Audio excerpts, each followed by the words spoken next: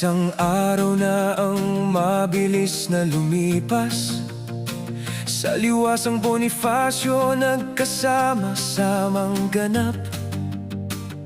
Binuklod ng isang layunin ng dahil sa hirap, hindi man mawala ang VAT ay matapyas.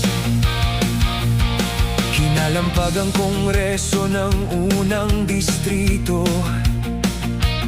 sa pangunguna ng Congressman Leandro. Bit-bit ang pag-asang hindi